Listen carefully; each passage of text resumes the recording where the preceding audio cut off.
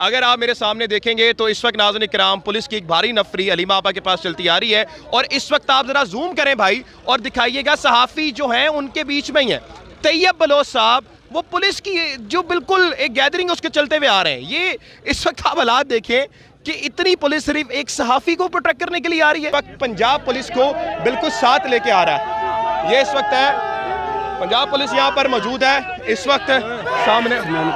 जी एक सिर्फ सहाफ़ी को इस वक्त नाज़रीन किराम प्रोटेक्ट करने के लिए जो पंजाब पुलिस है वो इस वक्त प्रोटेक्ट करती हुई यहाँ पर आ रही है। आपके सामने मैं इस वक्त कारकुन दिखा दूँ, अलीमा आपा यहाँ सामने मौजूद है इस वक्त नाज़रीन किराम। पंजाब पुलिस सामने देख सकते हैं आप, उनकी नफरी यहाँ पर आ चुकी है। कारकुन भी यहाँ पर मौजूद है, यहाँ पर आ चुकी है। पुलिस ने कहा था कि यहाँ से आगे नहीं जाना, तो अलीमा आपा के ऑर्डर पर कारकुनों ने एक कदम भी आगे नहीं बढ़ाया।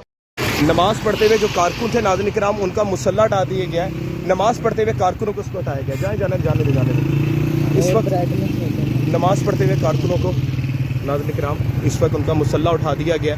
जो बेचारे नमाज पढ़ रहे थे उनको नाज़रीन किराम पुलिस वालों ने आके नमाज के दौरान ही उनकी नमाज पढ़वाई है और कहा है कि हटो यहाँ से। ये इस वक्त नाज़रीन किराम हालात हैं। पख्तूनख्वा से जो लोग आए थे वो नमाज पढ़ रहे थे। मुसल्ला इस वक्त जो KPK से आए हुए पख्तून थे वो नमाज पढ़ रहे थे और पुलिस आई उनका मुसल्ला हटा दिया गया।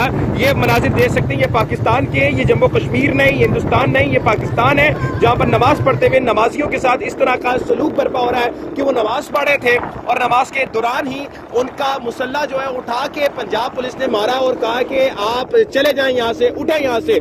जो लोग उस वक्त नमाज पढ़े थे, नियत की हालत में थे, अल्लाह के हजूर खड़े हुए थे, उनके साथ इस तरह का सलूक रखा गया है। ये पाकिस्तान है, हिंदुस्तान नहीं। नाज़रीन किराम पुरअमन तरीके से हम यहाँ पे बैठे हुए हैं, बिल्कुल सामने यहाँ पे भी पुलिस आई है, यहाँ से भी हमें जो है वो यहाँ से हटाना चाह रही है। और तैयब बलोच की जहाँ तक बात है, आपने उसके ट्वीटें देखी है, वो सहाफ़त के नाम पे दब्बा है। खान साहब को उसने जिन अलकाबात से, मैं वो बोल नहीं सकता, जिन अलकाबात से उन्होंने खान साहब को मुखातिब करके बोला हुआ है, तो वो लोगों को प्रोवोक करना चाहता है और ये जो हुआ है उसने अपने आप के ऊपर किया हुआ है, लोगों ने उसके साथ नहीं किया। जी बिस्मिल्लाहिर्रहमानिर्रहीम। पाकिस्तान और दुनिया भर में उर्दू समझने और बोलने वालों को आगा शेख सरवर का सलाम। 1920 में वॉल्टर लिपमैन ने जब एथिक्स ऑफ जर्नलिज्म बनाए थे उसमें सबसे पहला जो एथिक था वो था फ्रीडम, कि आपने अगर कहीं पर भी सहाफत करनी है तो बिल्कुल आज़ादी से करनी है, आपको कोई रोकेगा नहीं। लेकिन पाकिस्तान में दो रियासत दो दस्तूर देखे जाते हैं। एक सहाफ़ी कलाता है और बोलता है कि आपकी औकात क्या है, आपकी हैसियत क्या है, तो वो सहाफ़ी की हेडलाइंस चलती है मीडिया पर।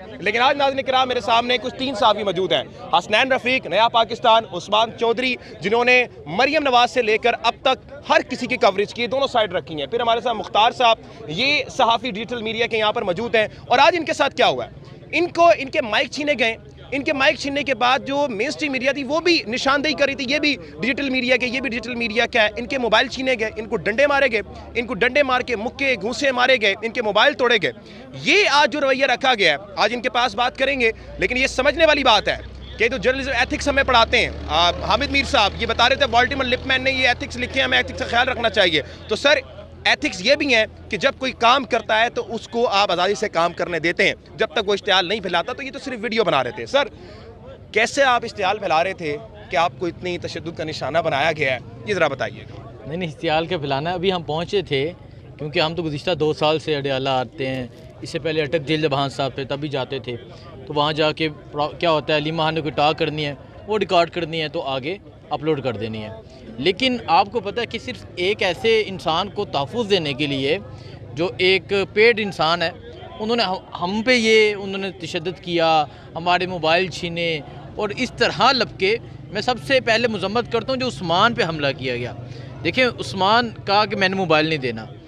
सिविल में लोग थे, एक ने पढ़ना लिया हुआ था, वो बंदा था, 3-4 और थे, वो इसे मारने लगे।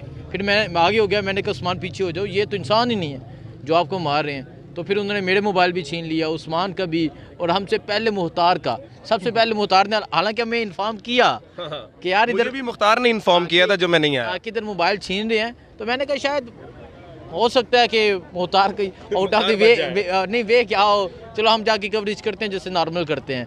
तो लेकिन दुख है, अफसोस है, ये जो हमें आइन पर आते हैं, फ्रीडम ऑफ स्पीच की बात करते हैं, फिर ह्यूमन राइट्स की बात करते हैं, तो यहाँ राइट्स उन्हीं को मिलते हैं जो पेड लोग होते हैं, जो लॉन्च करदा लोग होते हैं, और जो उनके अपने लोग जो जो वो समझते हैं उनके अपने, जिनके हाँ, जिनके पास क्या होते हैं, नोटू नोटू होते हैं।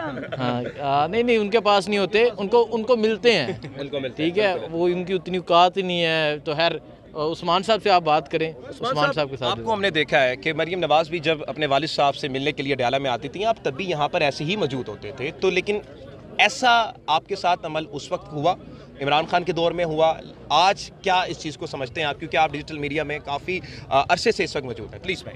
देखिए जी, हम तो जब नवाज शरीफ साहब का एहतसाब अदालत में केस चल रहा था, मैं उस वक्त से कवर कर रहा हूँ। 10-10 घंटे हम एहतसाब अदालत के बाहर बैठते थे उस वक्त। फिर मरीम नवाज़ जब हाई कोर्ट आती थी, हर पेशी पे हम जाते थे, बड़ा प्रोटोकॉल लगा होता था रेंजर्स का, पुलिस का।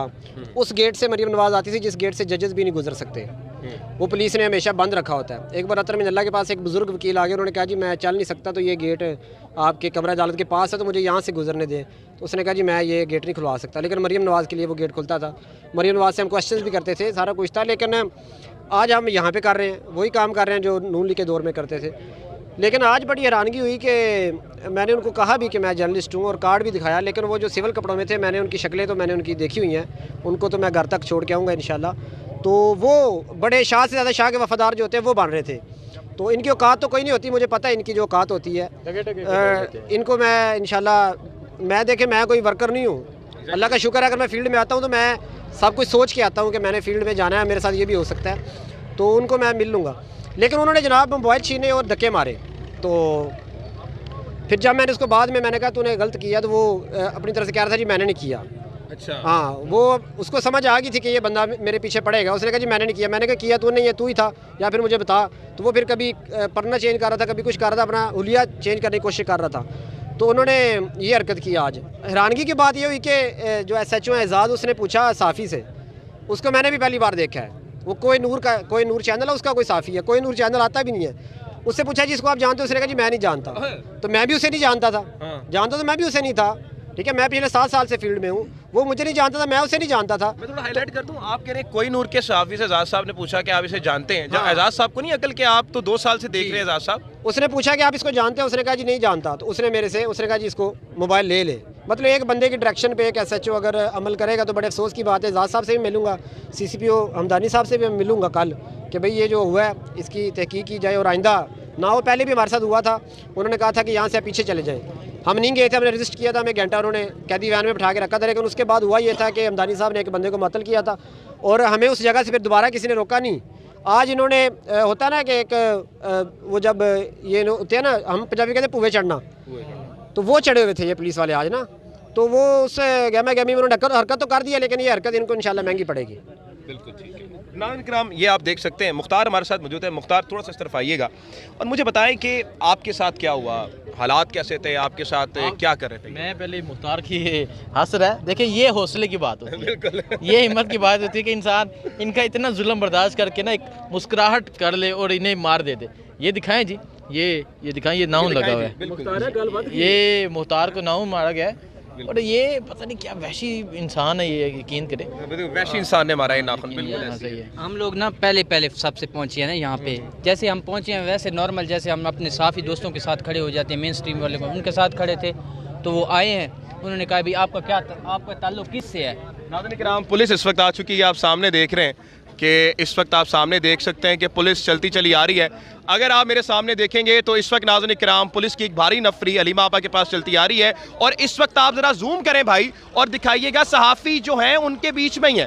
तैयब बलोच साहब वो पुलिस की जो बिल्कुल एक गैदरिंग उसके चलते हुए आ रहे हैं। ये इस वक्त आप हालात देखें कि इतनी पुलिस सिर्फ एक सहाफ़ी को प्रोटेक्ट करने के लिए आ रही है।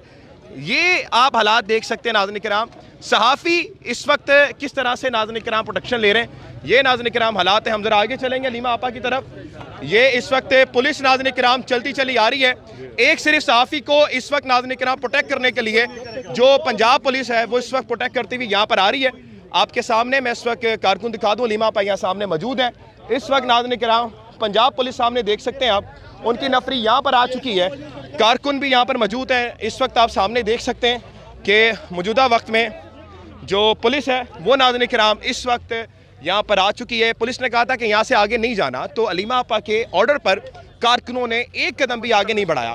कारकुन देखेंगे यहीं पर बैठ गए। आप ज़रा इस वक्त देखिएगा, दिखाइएगा कि कारकुन इधर पर ही बैठ गए, लेकिन अब पुलिस यहाँ पर भी आ गई है। मतलब पाकिस्तान का क्या कोई कोना, कोई ऐसी चीज़ मौजूद नहीं है इनके लिए। आप देखें कि जो मेन स्ट्रीम मीडिया है वो इस वक्त नाज़रीन किराम पंजाब पुलिस को साथ लेके चल रहा है। वो इस वक्त पंजाब पुलिस के साथ आ रहा है। वो इस वक्त पंजाब पुलिस को बिल्कुल साथ लेके आ रहा है। ये इस वक्त है पंजाब पुलिस यहाँ पर मौजूद है इस वक्त सामने। जी जी जी जी जी जी जी इस वक्त आगे नाज़रीन किराम आपके सामने ये हालात हैं। थोड़ा सा इस वक्त आएंगे। इस वक्त आपके सामने मनाजिर हैं। अलीमा आपा आ चुकी हैं। सर अस्सलाम वालेकुम। मादरे वतन ये क्या करवा रही है हमारे साथ? आपको पता है ये पहली दफ़ा तो नहीं है, कोर्ट्स के ऑर्डर आ चुके हैं, उसके बावजूद जो है ना आगे जाने दे रहे हैं। अलीमा आपा भी इधर है। हाँ, इन्होंने कहा था कि यहाँ पे बैठ जाएं। अलीमा आपा ने भी कहा अपने कारकुनों को आपने एक कदम भी आगे नहीं बढ़ाना, वो यहीं पे बैठ गए। अब यहाँ पर भी पुलिस आ गई है और मैं देख रहा हूँ मेन स्ट्रीम मीडिया पूरा आगे की तरफ आ रही है उनको जनाब प्रोटेक्ट करने के लिए। एक सिर्फ सहाफ़ी तैयब बलोच को पुरअमन तरीके से हम यहाँ पे बैठे हुए हैं। बिल्कुल सामने यहाँ पे भी पुलिस आई है, यहाँ से भी हमें जो है वो यहाँ से हटाना चाह रही है। और तैयब बलोच की जहाँ तक बात है, आपने उसके ट्वीटें देखी है, वो सहाफ़त के नाम पे दब्बा है। खान साहब को उसने जिन अलकाबात से, मैं वो बोल नहीं सकता, जिन अलकाबात से उन्होंने खान साहब को मुखातिब करके बोला हुआ है, तो वो लोगों को प्रोवोक करना चाहता है। और ये जो हुआ है उसने अपने आप के ऊपर किया हुआ है, लोगों ने उसके साथ नहीं किया।